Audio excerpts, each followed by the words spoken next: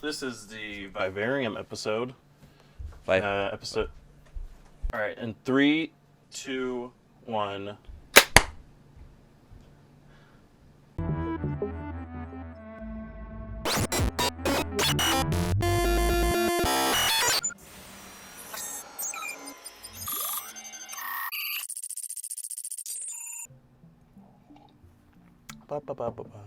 Whoa!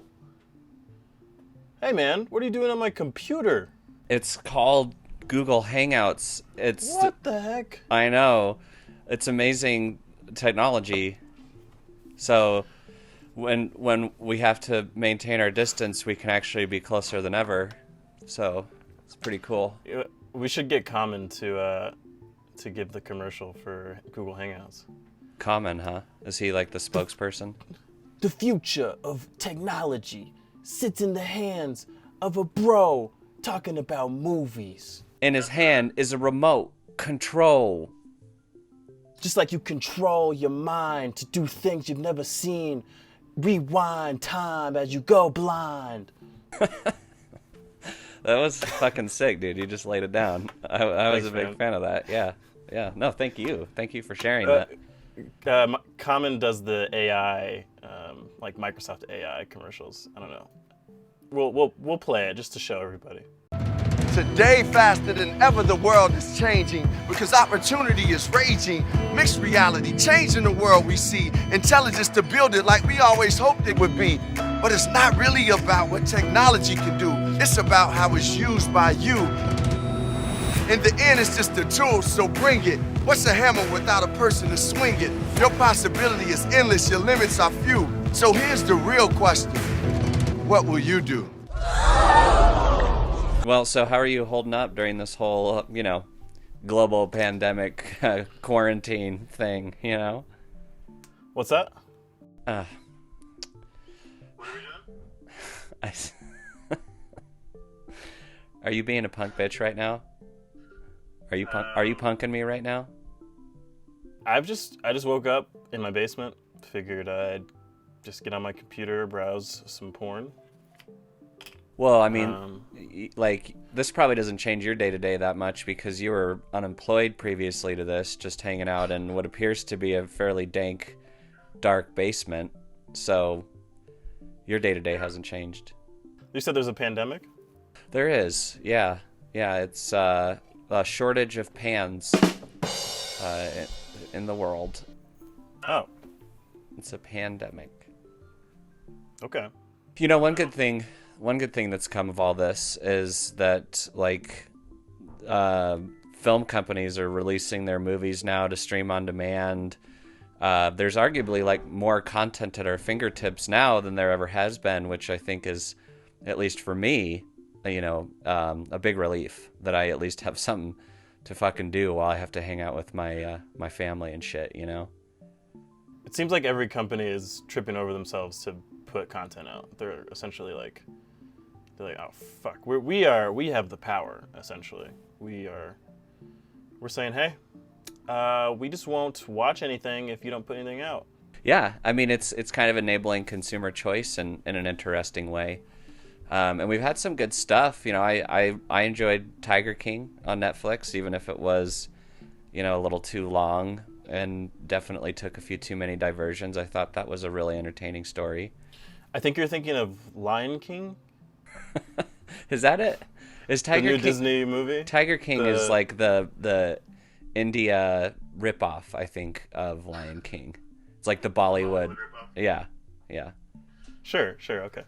So a lot of weird sex stuff in it. Between taking care of all these animals and babysitting my employees, things can get a little crazy around here. One movie that I was really excited to see come out, so I didn't have to go to theaters, was The Way Back with Ben Affleck. I really wanted to see his performance as a depressed, middle-aged, overweight alcoholic who then becomes a basketball coach. Yeah. I think it was it's kind of interesting that they're building this Ben Affleck cinematic universe where he plays a depressed fat alcoholic in all of his movies. It's like the same character, just dropped into different scenarios. I think that's one of the more interesting things to come from the MCU, Yeah, the ACU, the Affleck Cinematic Universe, That's right. And or the fat flick. I don't want to. We shouldn't fat shame Ben Affleck. no, we should not. So have you seen anything good lately?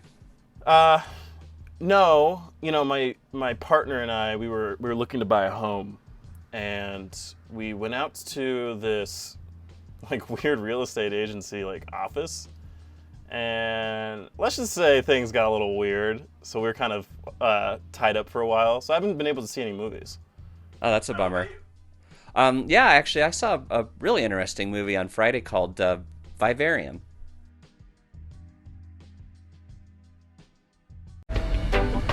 Okay, here we go. Welcome to Yonder, a wonderful development. It has all you'd need and all you'd want. So let's talk about this movie because you wanted to watch it. I did. Came out of left field for me because I had not heard of it or was not even on my radar. Yeah, basically it just popped up on Metacritic. It was getting some decent reviews, and I read the synopsis, and I thought, hey, that sounds kind of interesting. And I really like Imogen Poots as an actress. She was in one of my favorite movies of the last few years, Green Room. Oh. And she was good in that. And I didn't know anything else about anyone, well, besides Jesse Eisenberg. Like the director, his name is Lorcan Flanagan. Yeah. That's the appropriate name for this movie. Lorcan. And then the Garrett Schilling, I think, is the writer. This is actually their third collaboration together. They've done 2 other movies previously.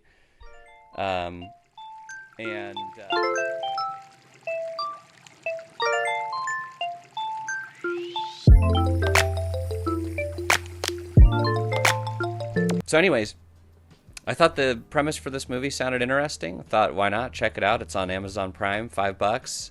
Worst things you could do with a Friday night. Oh, yeah. And I actually really, really liked this movie a lot. Number 9. Number 9 is not a starter home. This house is forever. Lee for a boy. Do you have children? No. What'd you think?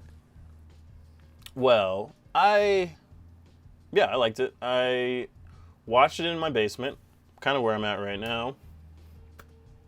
Everything was dark. I watched this last night, and I think the first half of this movie I was like thoroughly chilled to the bone. I felt very unnerved, and maybe it's just the effect of the basement, but overall I was like pretty interested in this movie. I didn't lose my interest probably at any point. I'm still debating whether or not I call it a good movie, but I enjoyed it, and I was kind of like tied down to my seat and trying to figure out what was going to happen, even though I kind of knew what was going to happen. I feel like that's fine. Yeah, so this movie definitely felt to me like a Black Mirror like special episode. You know how they do like the basically movie length Black Mirror episodes once a season generally. This definitely reminded me of something that would have been very much at home in a Black Mirror season. Not as much of an emphasis on like technology necessarily as much as it is just kind of an examination of modern life. And I thought that it did a good job of kind of using the Black Mirror formula where it's just like parsing out information bit by bit to kind of like keep you immersed and interested in the world and keeps the story moving along. And I mean, while you could say that the plot was perhaps like a little uneventful at points, I was thoroughly entertained, as you said, pretty much the whole way through. Like I really kind of wanted to see where it was going, even if I already had kind of a decent idea from like the first 10 minutes of the film. Like, well, actually, you know what? Real quick, before we get into any story specifics, because I do think that a lot of the joy in this movie is just watching the story and seeing it unfold.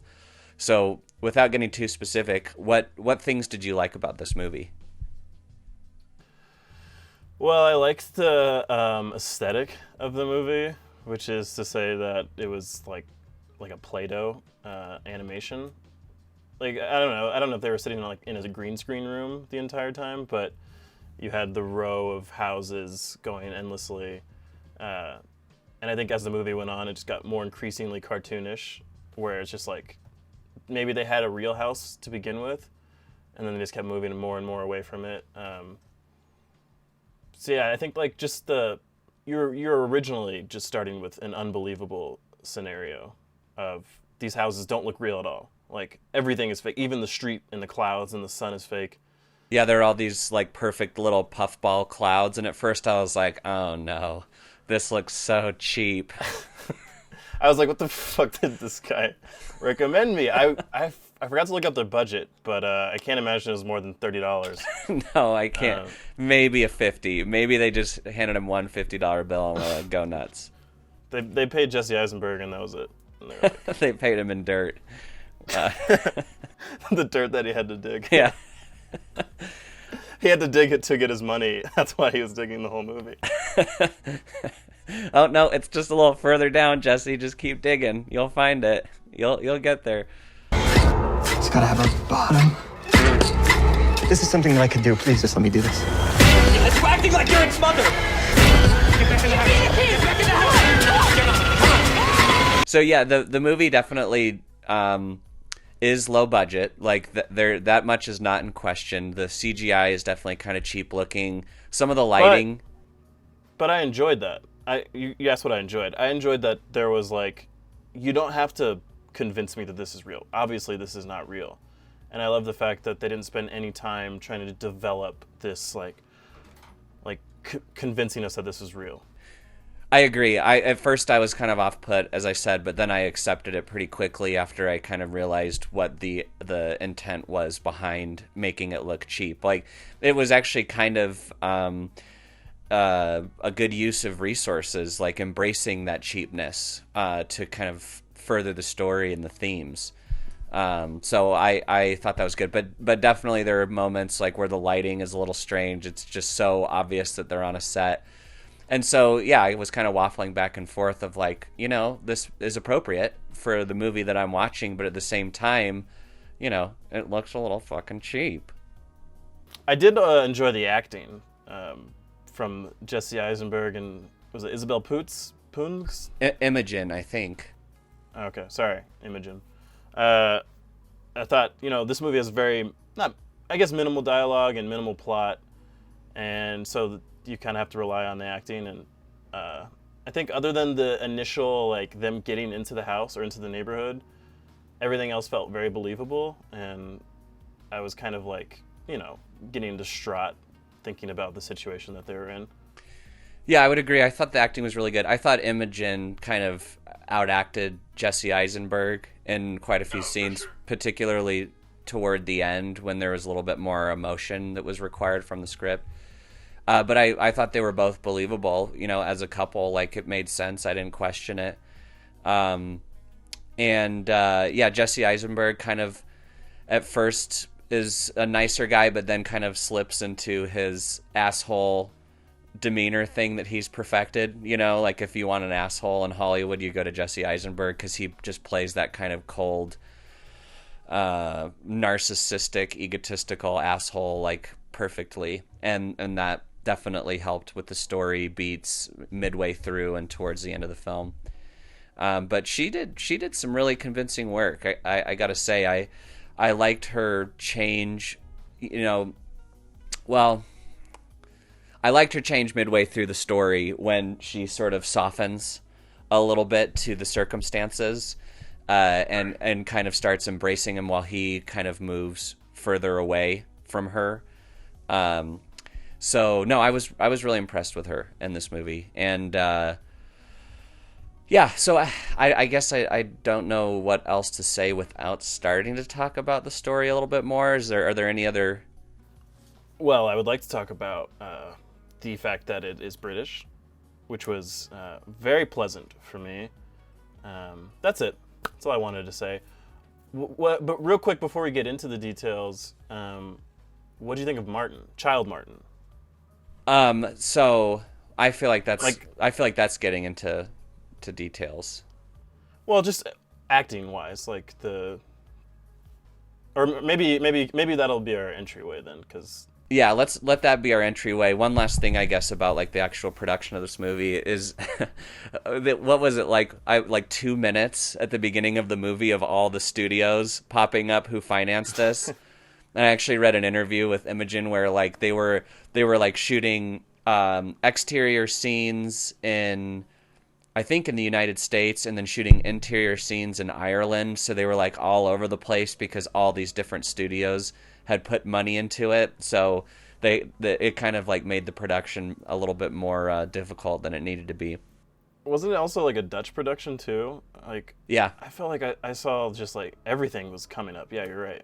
And actually you're right. The exterior scenes were shot on like a Dutch soundstage, and then the interior scenes were shot in Ireland. That I remember that now. So yeah, so I think this is a really interesting little movie, and I guess we'll go ahead and say spoilers.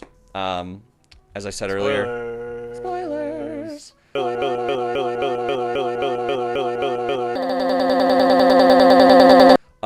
A lot of the fun to be had in this movie is not knowing where it's going specifically. So if you haven't seen it or you care about that, definitely shut this fucking thing off if you haven't already.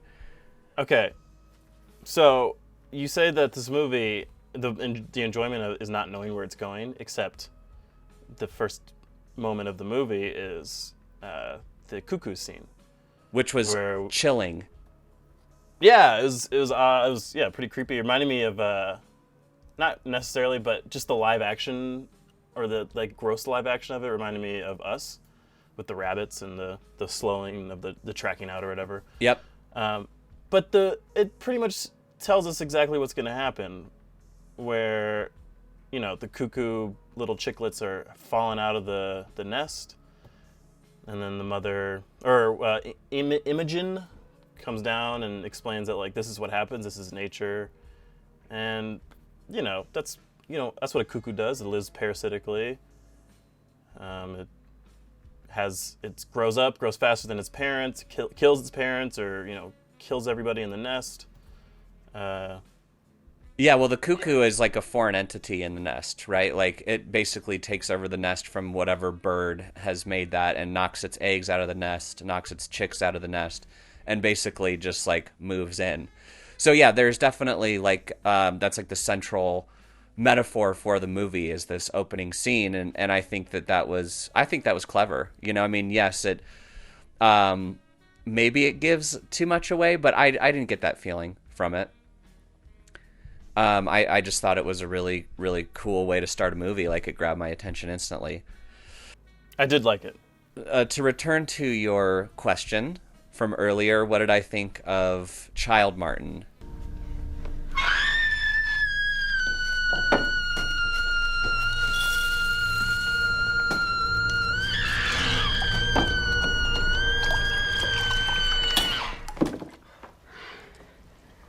Yum, yum. I thought that Child Martin was insanely creepy. I was like laughing so much just out of like discomfort while I was watching scenes with him in it, particularly where he like, I'm a dog, woof, woof, woof, woof, just like running around, and then the fucking screaming at the top of his lungs, like until his cornflakes are poured and shit. It reminds me of Jackson in the morning. It was pretty deeply unsettling and just cool. I thought it was a really, really cool idea to have him like grow faster. I'm a dog, because he like, apparently is 7 by 2 months in. Yeah, right. And then an adult by who knows how long, maybe a year. But what did you think? What of Martin? Yeah, I was insanely creeped out, and I was just like expecting him to like just explode like with tentacles, like I don't know, something like The Thing, where he just becomes this crazy monster. So Martin is like this baby that arrives in a box after they've kind of accepted their fate of being trapped in this house, right? Yeah. So basically, like, the setup to the film is that they're looking to buy a home, and they stumble into this real estate office where this creepy fuck named Martin is like, let me show you God, what is the suburb called? Oh, Yonder. A wonderful development. Yonder, yes. And so he takes them to this suburb, which, as we kind of alluded to earlier, is like all the same like greenhouse copied and pasted, rows and rows, streets and streets full of them. He shows them around the house a bit, and then all of a sudden, boom, Martin disappears. And then they find themselves, as they try to escape, they just keep coming back to number 9 over and over and over again, no matter, what direction they take. And eventually they kind of accept their fate once their car runs out of gas. So they then are trying to make their escape by, like, heading towards the sun, heading north, thinking maybe that will get them out. And then they wind up right back at number 9. They try to burn the house down. That doesn't work. And so after they do that, then there is a box that is delivered into the street in front of their house that says, "Raise this child and we'll set you free." And it's this baby in a box, a bastard in a basket, if you will. A little There Will Be Blood reference. Sure. And so, so they take this baby in and start raising it. And it doesn't show you really much between infant stage and then 7-year-old Martin. It just kind of like picks up right where he's like wakes them up, and he's like watching them sleep, and they just flip him off, and he flips them off, and then he starts like pantomiming them, mimicking them voice wise, and like their conversations that they're having, because obviously there's some tension that has arisen from them being stranded in the house. Yeah, stranded in this alien house together with this weird alien baby. So Martin, the adult Martin who introduces him to the house, has, he's being creepy the entire time. Like he doesn't introduce himself properly. And when he gets to the house, he's kind of just he's leading them around in odd ways, and then he mimics Imogen at one point, and that's when that's like he does a proper pantomime, like does it with her actual voice. I like went back and replayed it because I thought I was hallucinating, and that's when it set me off, and I was on edge for the entire movie, where I was like, I don't know what's gonna happen. And then Child Martin, the 7-year-old, starts pantomiming, and it's like a weird pantomime where it feels like they're doing ADR, but it also feels like it's the kid himself doing it. I think what they did is they took the child's voice and they like slowed it down a half step or something like that to kind of deepen it a little bit and make it sound unnatural. But yeah, there was definitely a couple moments where I was like, the sync is just a little bit off here. Right. Yeah, the pitch shifting and all that, and then, it just felt...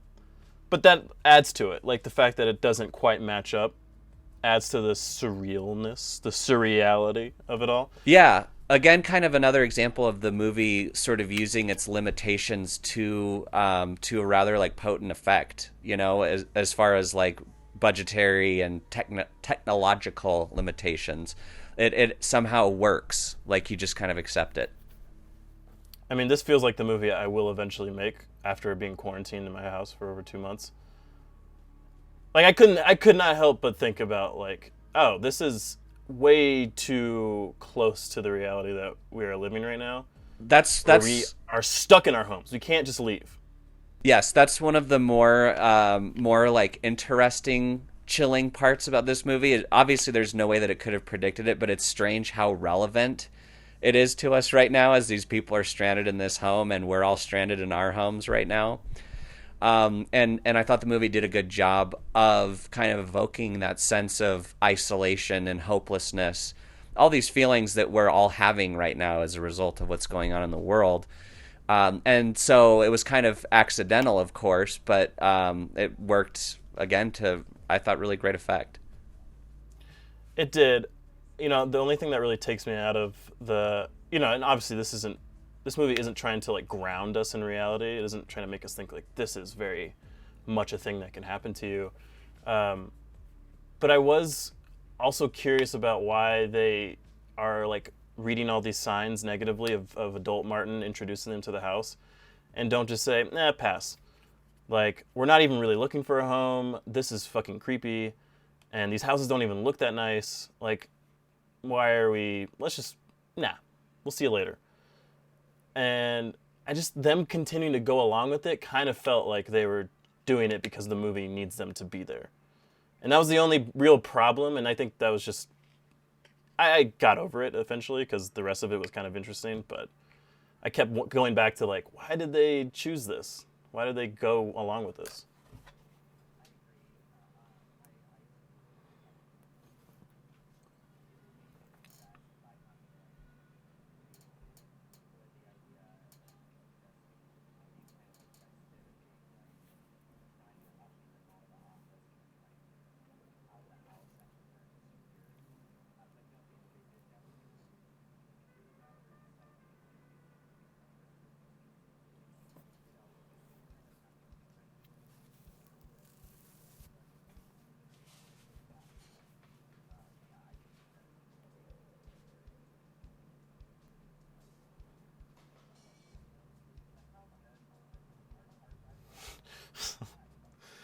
All right.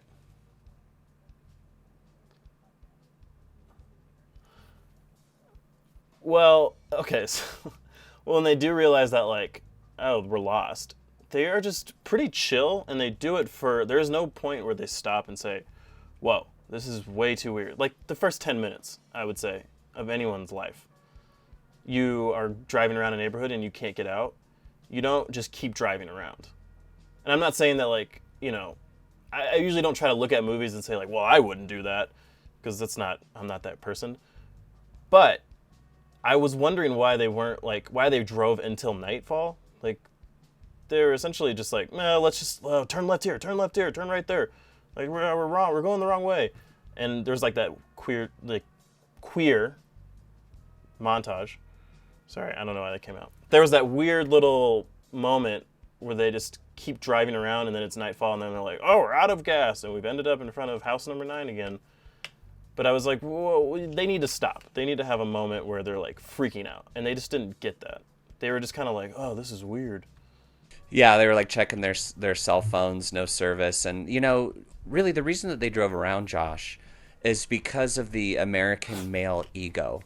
It's so powerful that we think that we can overcome any obstacle with just a little bit of that bootstrap initiative. You know what I mean?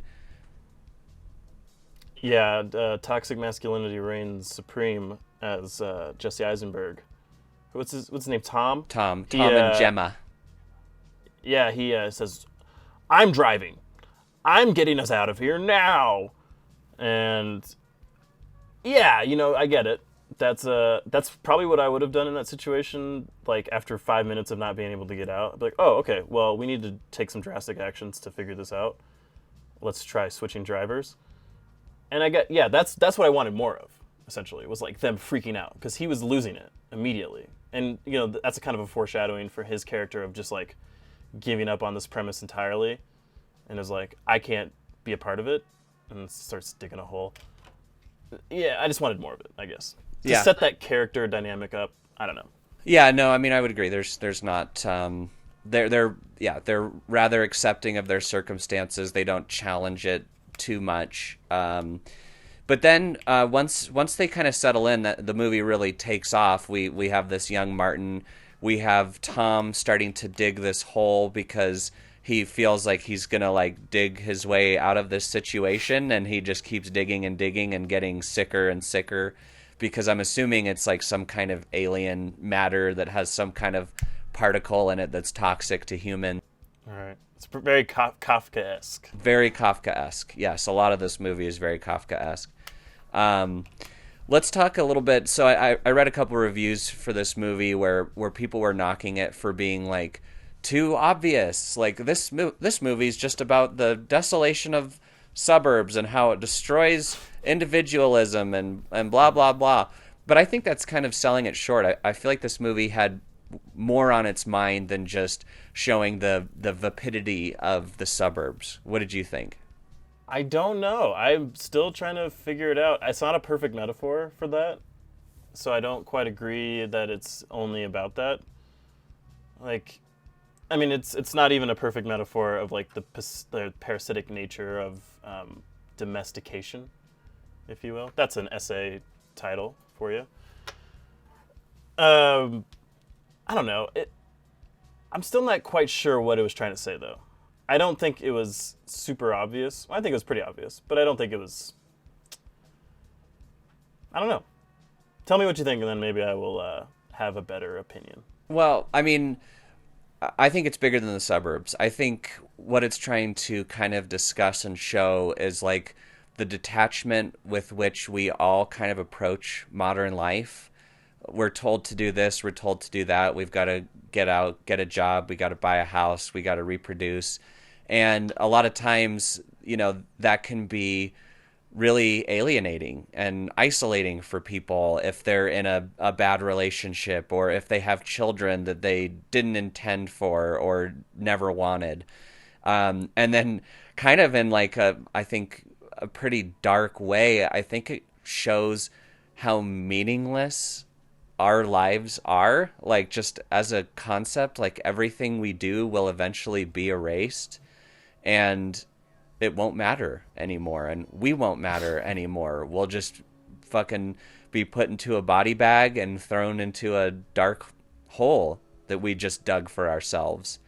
Like, I think that more than just, hey, the suburbs are boring and they make everyone the same, I think it's tackling modern life as a whole.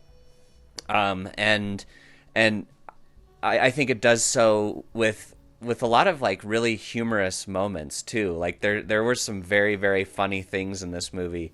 Probably my favorite is at the very end when after Tom dies and the adult Martin comes back with his box of supplies. Oh, that's another thing too, is like that's a parallel to what we're going through right now, how they have these like rations that they get from the alien overlords or whatever, and they have to like make use of it. It's nothing that they necessarily wanted. Some of it they don't even need, but they just have to make do with it. Anyway, after Tom dies, Martin comes with one of these boxes of supplies, and she thinks it's going to be like something that might help him, you know, maybe help him recover from this sickness, and instead it's just a fucking body bag that he hands her to put him in. I thought that was funny. I'm getting there. Okay. I did think that there was like a bit of a sick humor there. I did chuckle when he handed her the body bag. But then after she dies and he's dragging her down the stair and her body bag and her head hits literally every fucking step on the way down. Like, I was just laughing. It was so fucking dark. I loved it. The movie is pretty funny, though. I think just the sheer weirdness of it, like Martin as a child screaming, and yeah, I think it's just like you are, like you said earlier, like you're just kind of like laughing to like get over how uncomfortable you are. And there's that scene when little Martin is it little Martin? Yeah, he's going around and he had left the house. And he had disappeared, and Gemma could not find him. And he comes back at the end of the night, and she's trying to get it out of him. Where were you? And then he admits that he saw somebody, and so she does a clever little moment. So it's like a nice bonding moment, because at this point in the movie, him and Gemma are like bonding. There's clearly a mother-son relationship. Which is because Tom has kind of isolated himself from everyone else by digging this hole. He's become emotionally distant and physically distant from her. So her only choice really at that point is to start like developing a relationship with little Martin. And yeah, it's shorthand, but they set that up, you know, early on in the movie by her being probably a kindergartner or first grade teacher. And so she has the skills. Yes, she has the skills to kind of draw these things out of kids, which she does. And yeah, when she's like asking him to do impressions of them, because that's like his shtick up to that point. And he's like, "Do you know any other impressions? How about who you saw today?" And then his like frog neck bubbles out, and he's like, yeah. That was a great moment. Smash to black, all that. Yeah, I don't know if anything was necessarily too humorous. I did laugh at the signage on the roof, like when we had the big time jumps. There was the help us at first, and then there was the fuck you, and it was nice and humorous, and yeah, I guess ultimately just kind of dark and a little demented. Yeah, no, I would agree. And a part of the movie that I really liked, that I thought was really interesting, was after he dies, she decides, that being Tom, she decides she's going to take revenge on Martin, so she grabs her little pickaxe and swings it at him, and he like, and then he like lifts up the curb and goes under it, and Oh, that was fun. yeah, and then she slides in there, and all of a sudden she's like going through all these parallel dimensions that are all shot in different colors, so that we kind of understand they're different from where we were at, that show all the other young people who are trapped in this like weird cycle of raising an alien baby, and like people fucking slitting their wrists in the bathtub. And I thought that was like a really good moment, really kind of like in a very short time fleshed out the universe and the world really well, to where we understood even more what was going on. And more than anything, it was fucking deeply unsettling, like so much else in this movie. Yeah, the unsettling shot of a couple having sex, and then in the doorway, there's young Martin just. I love that part. Fucking made me laugh so hard. I loved that he's this little perv that likes to watch people fuck. Yeah, the applauding. I know, but it made me think that like at some point in like them raising this Martin, this parallel couple, they had like either given up on like keeping him out of their relationship, or they've like invited him into it, and like someone has taught him how to clap at people having sex or whatever. I don't know. It was really interesting. It made me think about a lot of different things within just 2 or 3 seconds. Yeah, I mean, again, it's like, it's kind of the way that this movie uses its limitations to its benefit. We don't need to know exactly how and why this kid learned or thought it would be a good idea to clap at two people fucking, but nonetheless, the image of it is really fucking spooky, but also funny in a weird, perverse way, and I think that kind of sums up the movie as a whole. I want to go home.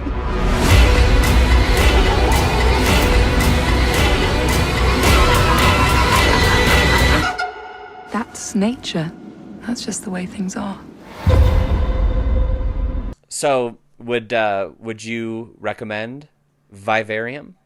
I would absolutely recommend this movie. It's weird. It does all the things that I kind of like out of a movie, but I just don't think it was quite there in a lot of different elements. But ultimately, like, it definitely makes you think, and it kind of leaves you creeped out for a while after the movie. What about you, my friend? I would absolutely, wholeheartedly recommend this movie. It is exactly my brand of weird, kind of like The Lighthouse, like I felt like The Lighthouse was made for me. Like, it just spoke to me on a deep level, and I thought it was also unsettling and hilarious, and kind of a similar premise as well, of people in isolation kind of coming to terms with their circumstances. But, is this a perfect movie? Absolutely not. No, there's definitely weird plotting issues at times. You kind of question motivations. But mostly I found it to be thoroughly entertaining, really, really dark and funny and disturbing. Well worth the $5 rental for sure. I think right now too, as we discussed earlier, it's weirdly relevant and weirdly timely to what we're going through. And maybe that's a good enough reason to watch it, if only because it will make you feel a little less alone in your circumstances. So definitely recommend this movie. Please watch it. It's well worth it. It's one of my favorite things I've seen in a while. Wow. Well, I guess we got to get back to it, huh? Get back to Animal Crossing. Grind. Oh, right. Yeah. I've been just wandering around in this house. I'm glad you popped up on my screen. Otherwise, I wouldn't know what to do. Oh, are we back on this pretense? Yes. How odd it was that I just I just happened to be on your computer screen. Yeah, I was just enjoying a cup of coffee. I sat down, like I said, and yeah, here you are. Here I am. Should we do some more movie reviews? Yeah, I think I like this. I've never done this before, so I'm kind of new to it. Well, yeah. But I would like. You mean to talking about movies? No, just talking to another person. Oh, yeah. Yeah. You know, Josh, I think it's really important right now that we try to maintain as many close personal connections as we possibly can. If anything good comes from this global pandemic, it will be that our relationships are strengthened. We have a stronger sense of community, and we start working more for our fellow man and less for ourselves. Okay, let's do this some more. Let's hang out some more. Yeah. I mean, this was easy and fun, and let's do this again for sure. And please watch. Just like your mom. My mom got coronavirus, bro. Are you serious? No. Oh, Jesus. Can't joke about that. No, I know. As soon as it came out of my mouth, it left a bitter taste. A bitter taste. I'll cut it out for you. I love you, Mom. I didn't mean anything by that. Yeah, so come up with a movie for us to watch, and let's do this again next week. Bye-bye. Arigato.